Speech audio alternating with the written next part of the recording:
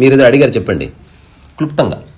ప్రపంచంలో బాధ నిజంగా ఉందా, మనం దాన్ని ఎక్కువ చేసుకుని ప్రపంచం ఎక్కువ ఆ బాధను ఎక్కువ చేసుకుని అనుభవిస్తుందా? అంటే 1% ఉంటే దాన్ని 90% చేసుకుని విలవిల్లాడుతూ ప్రపంచం అనుభవిస్తుందా అనేది నా ప్రశ్న. ఓకే, ఇప్పుడు బాధ అనేది మనసుకు సంబంధించిందా లేకపోతే రెండు ఉంది. నొప్పి మనసుకు సంబంధించింది, అంతా మనసులోనే జరిగేది. నొప్పి మనసుకు సంబంధించింది, శరీరానికి సంబంధించింది. శరీరంలో గాయం అయింది, అప్పుడు శరీరానికి కూడా సంబంధం ఉంది కదా, మనసు దాన్ని అనుభవిస్తుంది. మనసు వదిలేద్దాం. నొప్పి అనేది ఇన్ పర్టికులర్ దేనికి సంబంధించి? మనసుకు సంబంధించి. ఎందుకంటే మొత్తం మంది ఇచ్చినప్పుడు మనసు బాధపడలేదు కాబట్టి కేవలం మొత్తం మందిని వదిలేద్దాం అంటే చంపితే బాధ లేదు, అది కాదు పాయింట్. చెప్పండి. సో బాధ అనేది బేసికల్గా మనసుకు సంబంధించింది, నొప్పి అనేది శరీరానికి సంబంధించింది. కాకపోతే శరీర ధర్మం ప్రకారం చూస్తే, అంటే నన్ను నేను ప్రామాణికంగా పెట్టుకొని, శరీరానికి ఉండే బాధ 1%. ఒకవేళ మనసు కనుక అందులో దూరితే అది 1000% కూడా కావచ్చు. ఎందుకంటే ఒకటే సంఘటన ఇద్దరు చూస్తారు, ముగ్గురు చూస్తారు. ఒకటి ఇంపాక్ట్ అయ్యి పడిపోతాడు, ఇంకోటి కాస్త బాధపడతాడు, మూడోడు స్థిరంగా ఉంటాడు, నాలుగోడు ఏం పట్టించుకోకుండా వెళ్ళిపోతాడు. సో బట్ ఫిజికల్ పెయిన్ అనేది మన నలుగురికి జరిగినప్పుడు ఒక్కొక్కరం ఒక్కొక్కలాగా తీసుకుంటున్నాం దాన్ని. సో మన మనసులో మరణానికి సంబంధించిన భయం ఏదన్నా కనుక ఉంటే, సో పెయిన్ అనేది 1,000,000 ఫోల్డ్ అవుతుంది. సో మనిషి మరణించడానికి మెయిన్ కారణం శరీరానికి వచ్చిన పెయిన్ కాదు, దాన్ని మనసు ఎట్లా తీసుకుంటుంది, ఎట్లా కాంప్లికేట్ చేస్తుంది, ఎట్లా జటిలం చేస్తుంది అన్న చోట ప్రాబ్లం. సో ఒకవేళ మైండ్ లేకపోతే శరీరం ఎంత పెయిన్ అనుభవించాలో అంతే పెయిన్ అనుభవించి తను తాను సరి చేసుకుంటుంది. జస్ట్ లైక్ మీరు ఇచ్చే ఎగ్జాంపుల్ కుక్క దెబ్బ తగిలింది, అది ఎంతవరకు తీసుకోవాలో అంతవరకు తీసుకుంటుంది. సో ఊహించుకొని పెయిన్ ఉంది, ఆ పెయిన్ కి రిలవెంట్ బాధ ఉంది, కానీ దాని గురించి విచారణ ఉండదు. ఎప్పుడైతే విచారణ వస్తుందో బాధ 1,00,000 రెట్లు కావచ్చు. There is a possibility. అంటే ఒక చిన్న సంఘటన మనిషిని కంప్లీట్ నిశ్శబ్దంలోకి నెట్టేయచ్చు, ఎందుకంటే అతిగా ఆలోచించడం వల్ల. అట్లా కాకుండా విషయం కనుక మనిషి చూడగలిగితే there is no problem, life అంతా జటిలంగా ఏం లేదు. రెండోది శరీర ధర్మం ప్రకారం నా అబ్జర్వేషన్, ఏదన్నా గాయమైనప్పుడు ఎవరన్నా చెక్ చేసుకోవచ్చు. అంటే మరి మీద నుంచి లారీ పోతే అటువంటివి కాదు, సహజంగా చిన్న చిన్న గాయాలు కోస్తున్నప్పుడు ఏదో కోసుకుపోయింది. సో ఆ టైంలో దాన్ని చూడగలిగితే, సో శరీరంలో ఒక మిరాకిల్ నిరంతరం జరుగుతుంది, అది తెలుస్తుంది. అదేమిటి? ఇప్పుడు నేను చెప్తున్నది 99.99 మనుషులకు తెలియదు. అంటే ఎప్పుడు అది టెస్ట్ చేయరు, ఎందుకంటే ఇమ్మీడియట్గా మెడిసిన్, ఇమ్మీడియట్గా ఆక్షేపణలు, ఇమ్మీడియట్గా మనల్ని మనం బ్లేమ్ చేసుకోవడం, ఇదంతా మైండ్ తీసుకొస్తుంది. లేకపోతే సాంప్రదాయాన్ని నమ్మేవాడు ఒకళ్ళు, ఇదంతా జరుగుతుంది జారుగా. అట్లా కాకుండా అనుకోకుండా కోసుకుపోయింది, జస్ట్ ఆ చేయి అట్లా పెట్టు, భయం లేకుండా దాన్ని చూడు. ఎప్పుడైతే నువ్వు చూసే స్థితికి వచ్చినావో శరీరం నీకు వేరైపోయిందని తెలుస్తుంది. సో ఆధ్యాత్మికతకి, ధ్యానానికి అత్యంత దగ్గర దారి పెయినే. ఒకవేళ ధ్యానాన్ని అర్థం చేసుకోవాలి మనిషి అనుకుంటే, పెయిన్ వచ్చినప్పుడు జస్ట్ దాంతో కలబడకుండా, దాంతో తాదాత్మ్యం చెందకుండా, నాకు పెయిన్ వచ్చింది అనుకోకుండా జస్ట్ చూడగలిగితే, అంటే సహజంగా వచ్చే పెయిన్స్ గురించి మళ్ళీ చెప్తున్నా. కాలిరిగింది, హాస్పిటల్కి పో, అది నువ్వు భరించలేవు, ఎందుకంటే అది అన్యాచురల్గా వచ్చిన నొప్పి. ఆ టైంలో మరణం కూడా సంభవించవచ్చు. నేను చెప్పేది ఇన్ జనరల్. ఇప్పుడు జ్వరం వచ్చింది, ఊరికే ప్యానిక్ కాకు. నీ మొబైల్ చెడిపోయింది, నువ్వు రిపేర్ చేయిస్తున్నావు, లేదా నువ్వు దూరం ఉండి ఒక వ్యక్తిని నువ్వు రిపేర్ చేయిస్తున్నావు. అట్లా దూరం ఉండి బాడీని ఒక్కసారి కనుక చూడగలిగితే చాలా విషయాలు ద్యోతకమైతే అనుభవపూర్వకంగా. అట్లా కనుక చూస్తే ఏం తెలుస్తుంది? కోసుకున్నప్పుడు నేను చూస్తున్నా. సో ఒకవేళ మనిషి దాన్ని అబ్బా అని రుద్దకుండా దాన్ని అట్లే వదిలేయగలిగితే, ఐఎమ్ టెలింగ్, అప్పుడు బాడీలో ఉన్న ప్రతి కణము తన్ను తాను సరి చేసుకోవడానికి పరిగెడుతుంది లోపల. ఏమి కాదు నేను చెప్పేది, సహజంగా వేలే దిగిపోతే అట్లా చూడొద్దు. నేను చెప్పేది అందుకే ముందే డిక్లేర్ చేస్తున్నా ఈ విషయం.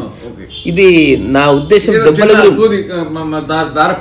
అంటే అంతటానికే నువ్వు రోజంతా నాశనం చేస్తున్నావు కదా, ఇంకా పెద్ద గాయం అయితే వదిలే.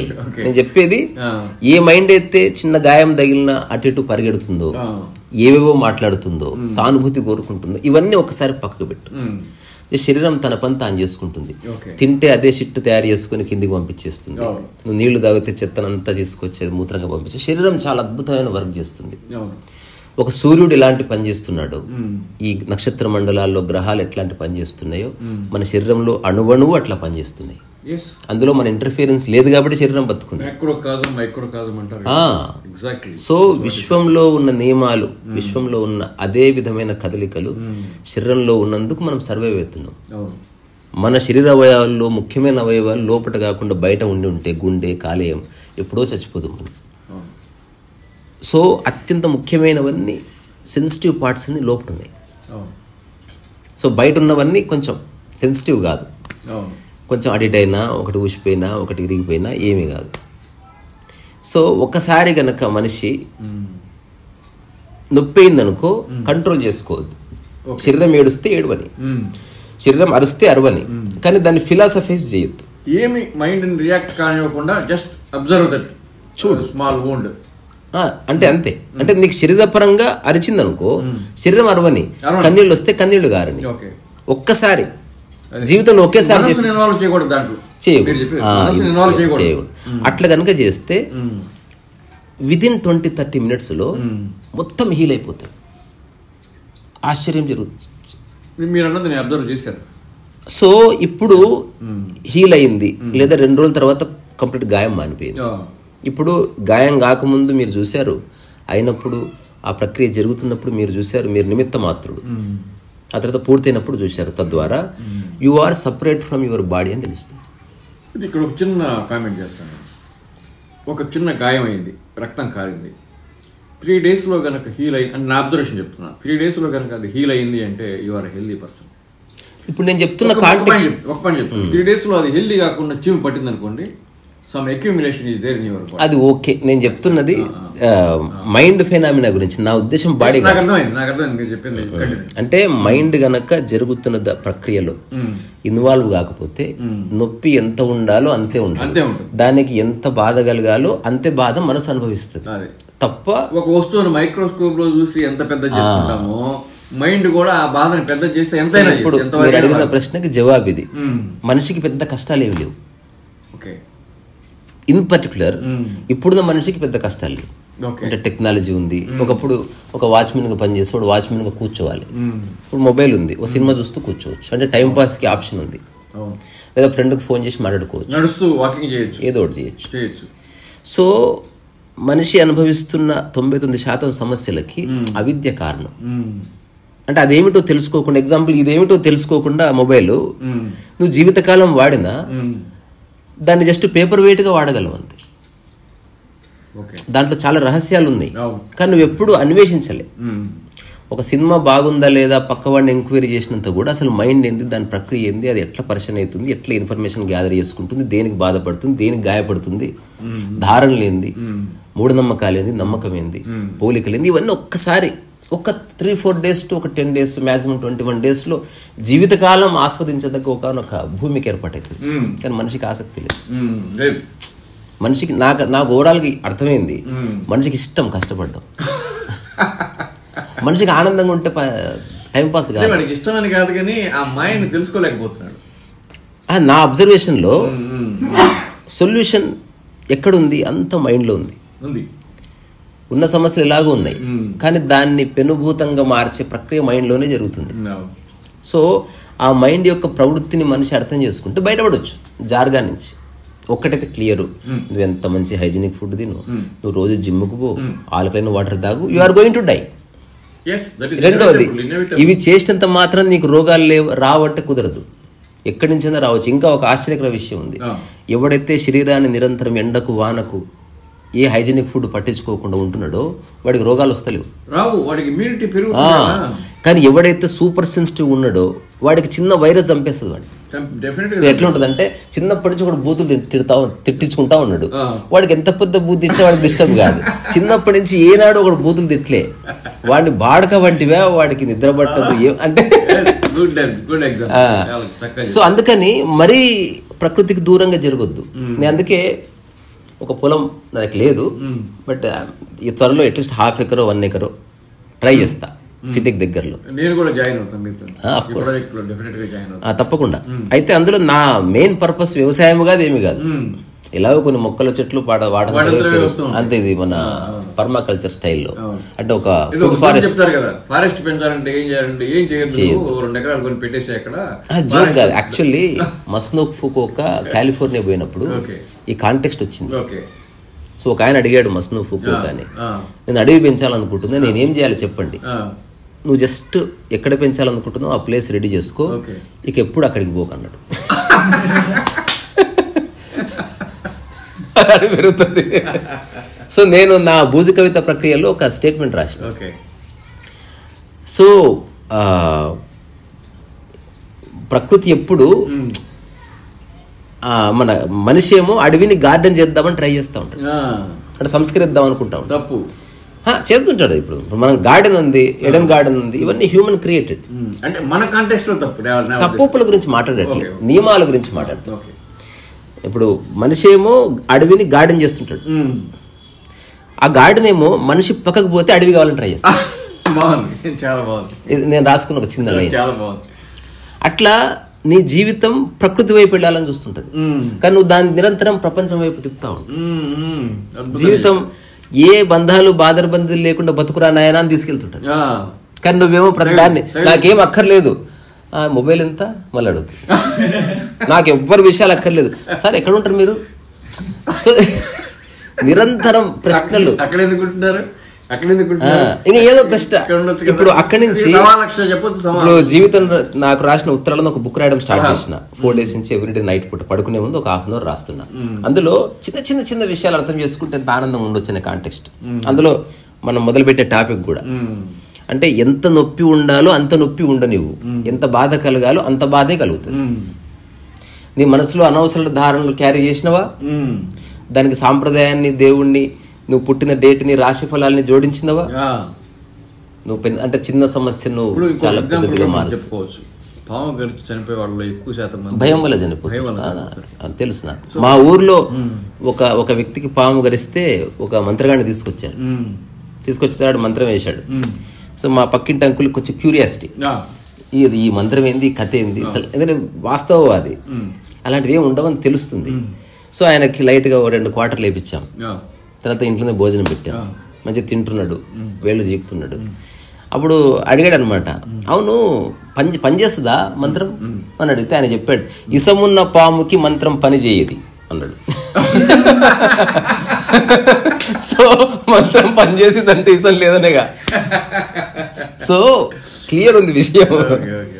సో ఇప్పుడు జీవితం నాకు రాసిన ఉత్తరాలు అనే పుస్తకంలో అవి నేను వాటి గురించి మనం మాట్లాడుతున్నాం. అట్లంటే తాయెత్తు ఉండని, అట్లంటే భూతవైద్య అన్ని ఉండని.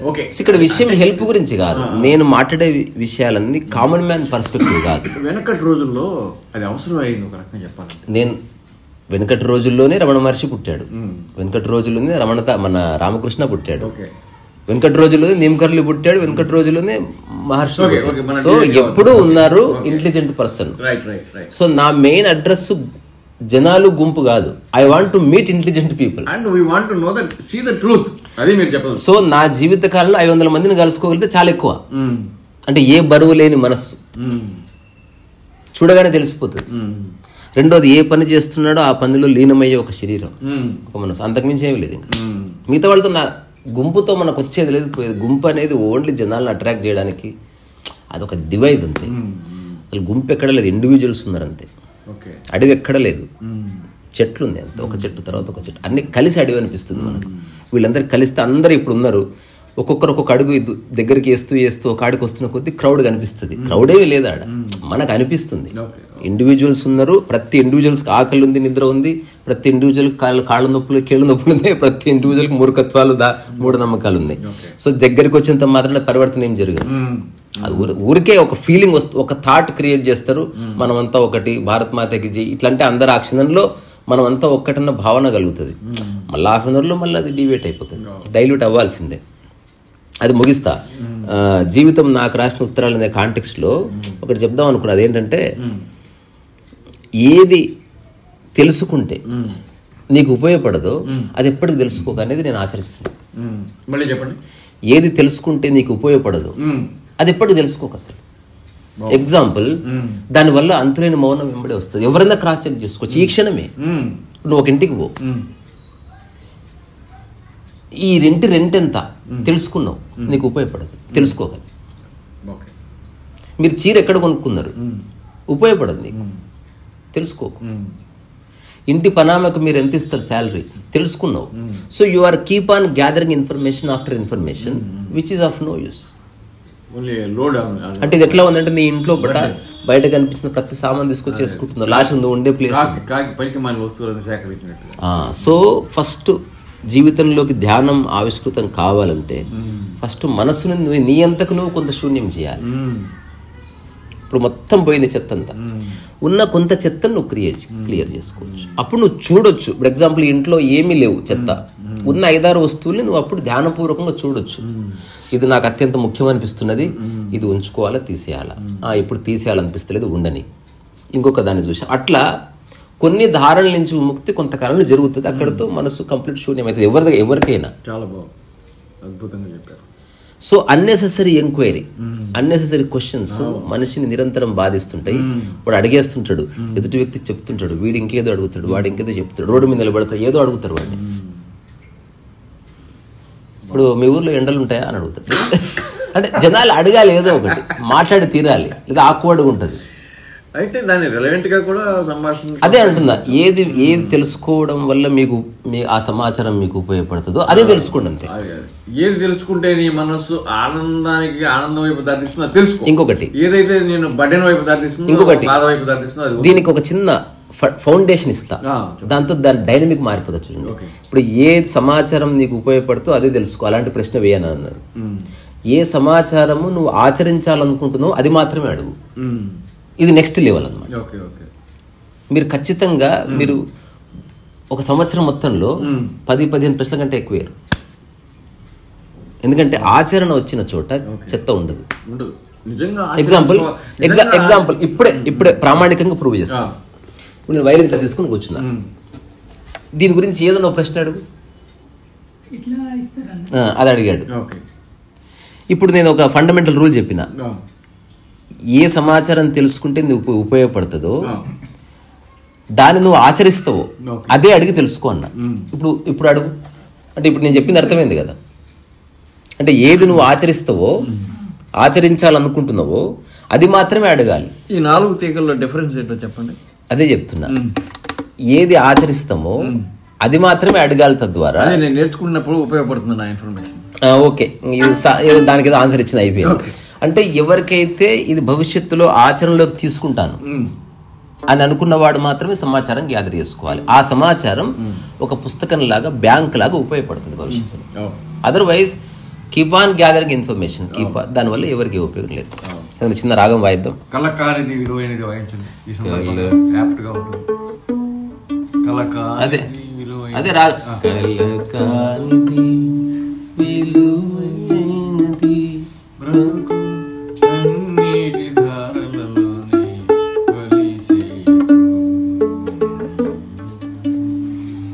ఇంతసేపు ఆయన శుభపంత్ వాళ్ళు వరాలు వాయిద్దాం. ఓకే.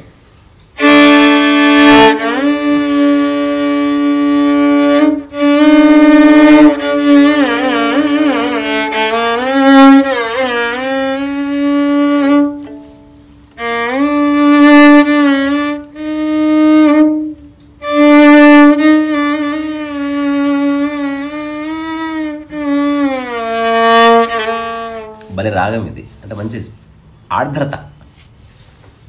ఏడుపు కనిపిస్తలేదు ఇందులో, బాధ కనిపిస్తుంది, వినిపిస్తుంది.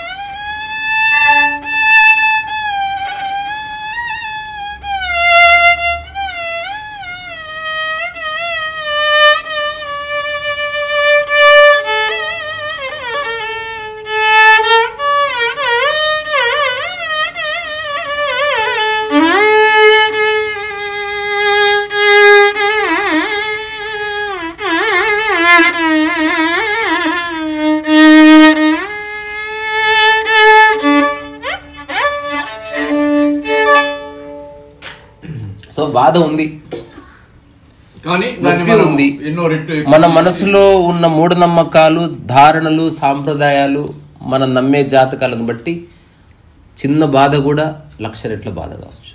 అద్భుతంగా. ఎగ్జాంపుల్, ఒక చిన్న చెట్టు గాయం చేస్తే అది తన్ను తాను సరి చేసుకునే ప్రక్రియలో దాని నుంచి బంక గారొచ్చు, కందిండు గారొచ్చు, ఏమన్నా కావచ్చు, 2 ఆకులు రాలిపడవచ్చు, అంతవరకే. అట్లా బాధ ఉంది, ఖచ్చితంగా నొప్పి కూడా ఉంది. కానీ ఆ నొప్పి లోపట మనసుకున్న సమాచారం కనుక ఇరికితే మరణం కూడా సంభవించవచ్చు. సంభవిస్తుంది కదా కొన్ని సందర్భాల్లో మనం చూసాం. అద్భుతంగా చెప్పారు.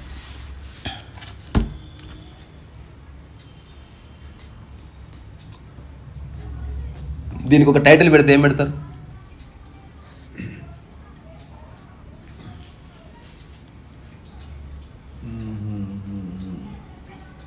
మనసే అందాల బృందావనం.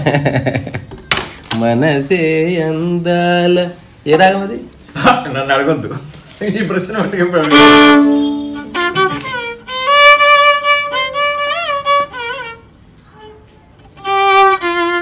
హిందోళం.